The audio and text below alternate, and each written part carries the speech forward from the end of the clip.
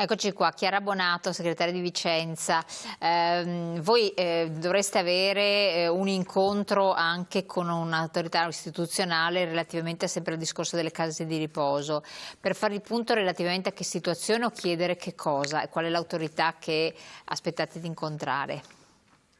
Allora, noi abbiamo già avuto un primo incontro ad un tavolo organizzato dal prefetto di Vicenza con vari attori presenti, però ormai è passato quasi un mese, con la presenza delle ULSS 7 e 8 più le sindacati più il presidente dell'Uripa, delle case di riposo, insomma Eva e i sindaci dei vari distretti. Un incontro in cui c'è stata una prima ricognizione di quella che era la situazione al 4 di aprile, mi pare fosse comunque agli inizi di aprile, di quella che era la situazione negli ospedali e nelle case di riposo allora. Noi a quel tavolo abbiamo fatto delle richieste, abbiamo richiesto che il tavolo si riconvocasse per avere soprattutto la presentazione del piano di salute pubblica che le due ULSS devono fare, che non abbiamo ancora in mano, e nel piano di salute pubblica ci dovrebbe essere non solo quella che è lo stato della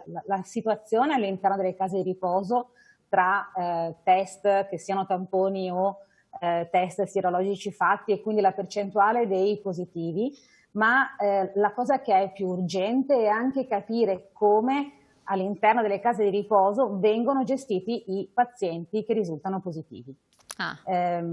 Perché Sì. questa è la cosa più importante, è capire struttura per struttura se esiste la possibilità reale di isolare il paziente nel momento in cui risulti aver contratto il virus. Quello che stiamo riscontrando è che molte case di riposo, perché strutture vecchie, perché per svariati motivi, non hanno la possibilità di creare quell'isolamento del paziente che è assolutamente necessario e vitale perché il virus non si propaghi.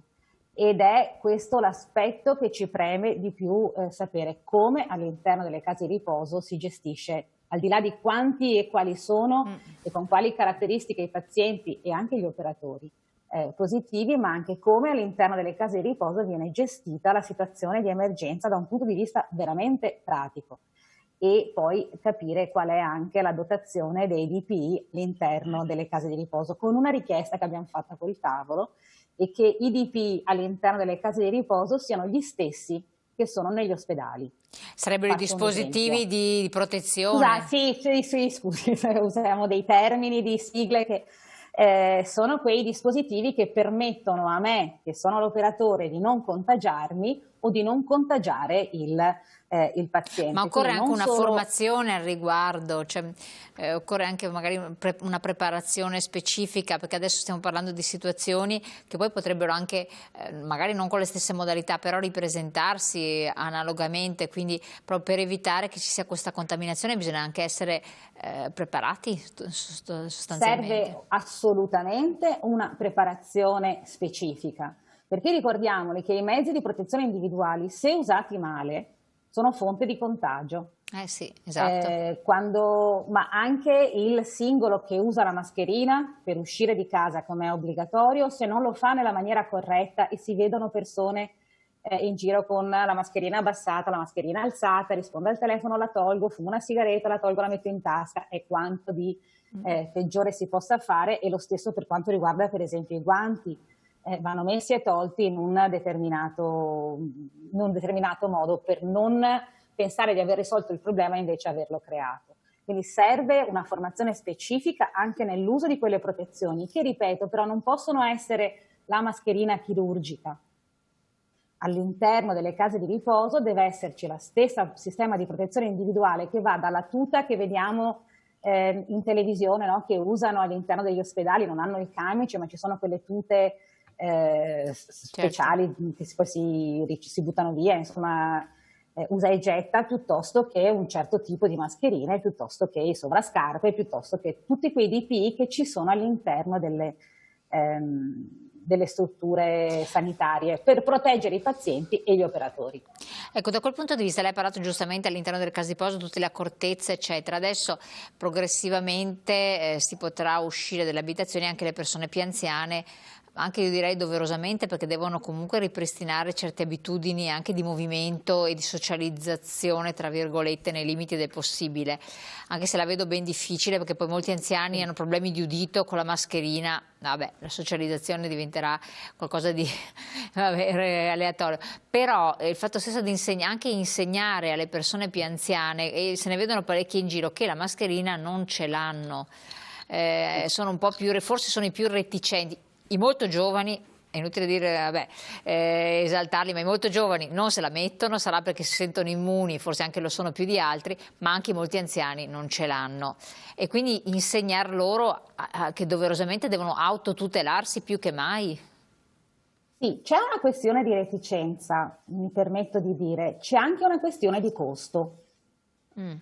Questa cosa che una mascherina dal valore fino a 3 mesi fa di 50 centesimi, la pago quasi 2 euro, comincia a diventare un grosso problema per un anziano o per chiunque abbia anche difficoltà economiche. Ho assistito ad una scena terribile in farmacia dove ero andata a ritirare le mascherine che avevo ordinato, 10 mascherine 27 euro.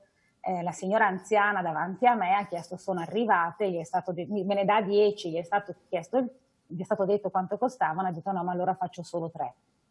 Quindi c'è sì la reticenza, ma c'è anche forse una vigilanza che va assolutamente fatta. Sì. Ma forse anche da parte di voi sindacati che segnalate, un po' come le associazioni di consumatori, certo. No? Dovete essere anche voi segnalatori di questo. Dovrebbe esserci, certo, questo è indubbio, ma ci deve essere anche l'attenzione di chi ha la funzione competente nel fare attenzione di questa cosa, perché è vero che c'è appunto, come dicevamo, anche una certa ritrosia ad usarla, ma c'è anche la difficoltà.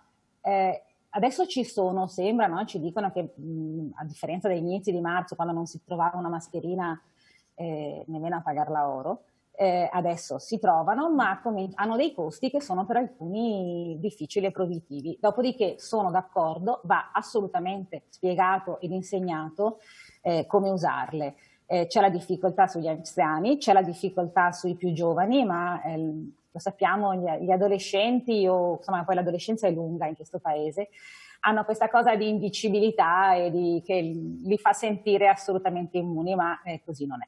Assolutamente, adesso infatti che magari adesso insomma, dovrebbe esserci questa apertura, ancora di più una responsabilità, responsabilizzare le persone che se ti tuteli gli altri, tuteli il tuo nonno o genitore che magari può essere più anziano a casa, che magari a casa o non a casa comunque è a rischio, perché se ricominciamo il giro non finiamo più praticamente. È stata ed è una situazione difficile per moltissimi, credo per tutti noi, no? Questo isolamento. Credo però che sia stato intanto gestito dalla maggior parte delle persone in maniera assolutamente responsabile, nel senso che quando io parlavo di una Vicenza vuota, c'è oggettivamente una città vuota, se non per cose di estrema necessità. Adesso si comincia a vedere un po' più di persone in giro, ma c'era l'assoluto deserto. Però credo che il senso di responsabilità individuale in questa situazione sia assolutamente fondamentale. Allora, una battuta, un minuto a disposizione per Renato Bressan in chiusura. Sì, ovviamente le organizzazioni sindacali, il sindacato di pensionati continua a produrre quel tipo di offerta e di tutela che siamo abituati a fare anche dentro a questa fase qua. Rivolgo l'appello a tutti coloro che ritengono di avere delle necessità che possono chiamarci, quindi cerchiamo di dare ovviamente una mano per quello che possiamo anche telefonicamente. Mi preme chiudere ricordando che oggi anzi è il 25 di aprile, quindi la giornata della liberazione per il nostro paese dal nazifascismo, e anche se apparirà come un parallelo assolutamente improprio, ma vorrei dire che in questo periodo qua così difficile questa democrazia, a volte spesso bistrattata, ma io credo che vada onorata, se non altro per tutti i morti che ci sono stati, che ce l'hanno data, ecco, anche in questo periodo siamo riusciti a tenere fermo, al contrario di qualche altro paese, i principi sacrosanti della democrazia italiana che i partigiani, la Resistenza e gli alleati ci hanno consegnato. Ecco, credo che oggi dovremmo tentare di festeggiare questa giornata tenendo conto anche di questi aspetti che non sono sicuramente da trascurare. Poi ci sarà il 1° maggio. E poi ci sarà il 1° maggio, altra giornata assolutamente importante per il mondo del lavoro, per le conquiste fatte che vanno mantenute, e anche questa va festeggiata perché è una giornata anche quella di libertà, la libertà dal lavoro che opprimeva, ed invece grazie anche a questo sindacato nel corso dei secoli precedenti e dei decenni precedenti siamo riusciti in qualche maniera a fornire una serie di tutele e di garanzie che bisogna stare attenti, non sono mai date una volta per tutte, quindi bisogna continuare a mantenerle. Assolutamente. Allora, con questo chiudiamo il nostro capitolo, ringraziamo i nostri interlocutori dello SPCGIL, auguriamo loro buon lavoro, naturalmente buone festività, e a voi naturalmente, grazie, eccoli qui, vi saluto e ci rivediamo. Buon 25 aprile. Come? Buon 25 aprile a tutti. Eccolo qua. E Renato dice buon 1° maggio a questo punto. Sì, la facciamo, ci dividiamo. Esatto. Grazie anche a voi, naturalmente a voi cari telespettatori. Ricordatevi, lo SPI c'è, le sedi sono sempre disponibili, i numeri di telefono negli orari d'ufficio, chiamateli per tutte le informazioni che sono necessarie, per qualsiasi tipo di supporto nei vari ambiti. Quindi sembrano chiuse ma in realtà sono aperte, quindi telefonicamente possono risolvere le varie questioni, e poi naturalmente previo appuntamento per i controlli sulle pensioni e quant'altro, quindi l'attività è sempre continua. Detto questo, voi scriveteci come sempre, scrivete anche allo SPCGIL oppure chiamateli, e buon proseguimento, buona serata, noi ci vediamo come sempre prestissimo.